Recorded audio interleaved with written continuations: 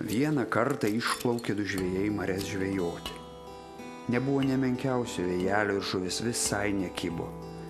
Tai susėdo jie, pasiėmė po gabalą medžio ir ėmė pjaustinėti. Pjaustinėjo ir staiga vienas iš jų išgirdo kažkokį balsą tariant: "Iškiš keptuvę." Apsižvalgė žvejys aplink, bet nieko nepamatė, o jo draugas tuo metu jau snaudė laivų gali. Pasigriebė žvejys keptuvę, keišt už laivo, kai balsas buvo liepęs, ir staiga į keptuvę iššoko didžiulė, blizganti žuvis. Žvejys žvilgtelėjo vandenin ir pamatė ten didžiulį lobį, daugybę aukso, brangenybių, gėrybių. Vos spėjo žvejys išsižioti iš nuostabos ir viskas pradingo. Nuo to laiko žvejai pradėjo drožinėti vėtrungės, tikėdamėsi ir vėl išvysti tą didžiulį lobį.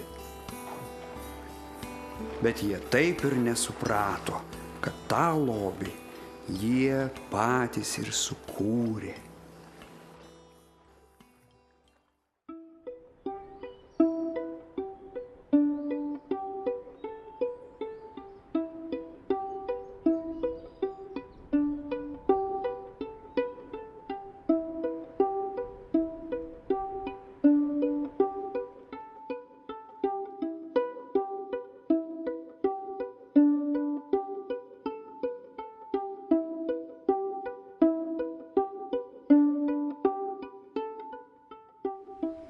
Čia uostas, bažnyčia, čia Jūratės viešbutis, paštas, arkulis.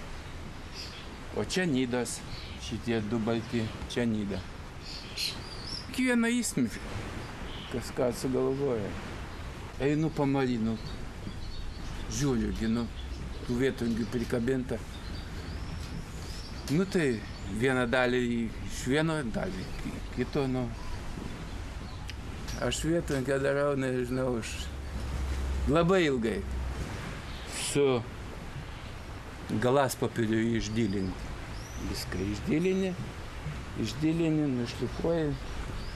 Vienu žodžiu darau kaip lėlytę. Pensininkas, o ką? Nieko nedarau.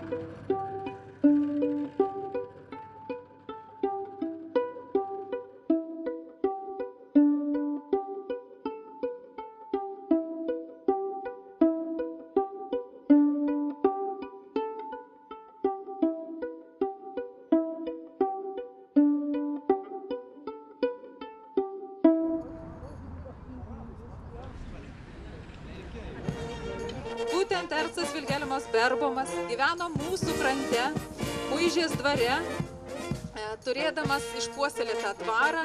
Ir čia būtent 1841 metais buvo paskirtas vyriausiųjų visų Kuršių marių žvejybos inspektoriumi. Jisai sugalvojo kiekvienam kaimui geometrinius ženklus, tik skirdamas skirtingas spalvas kiekvienam krantui.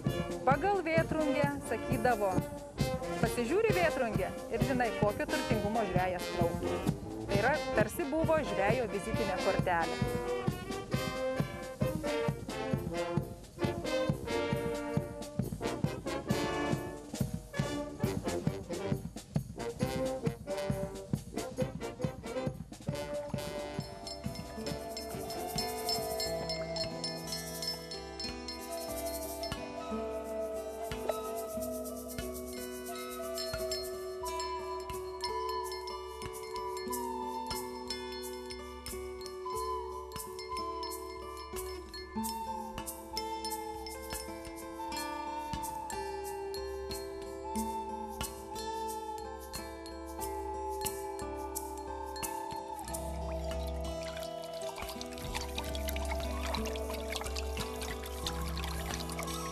Man vėjas yra vos nepragyvenimo šaltinis. Reiškia, vėjo nėra, mes su juo neplaukiam, su kurienu. Vėjas mano gyvenime yra labai svarbus. Žmogus nėra galingesnis negu gamta. Gamta yra daug galingesnė. O bandysi ten parodyti, kad aš stipresnis, tai tu niekada nelaimėsi. Jeigu aš daryčiau vėtrungę, tai turėtų būti pas mane 3 simboliai. Tikėjimas, meilė, viltis. Be meilės, be tikėjimo, be vilties, tai čia neapsimoka ir gyventi.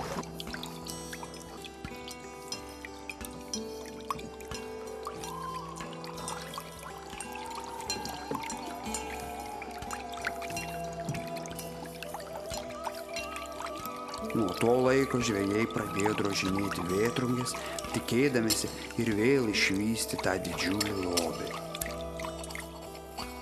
Bet jie taip ir nesuprato, kad tą lobį jie patys ir sukūrė.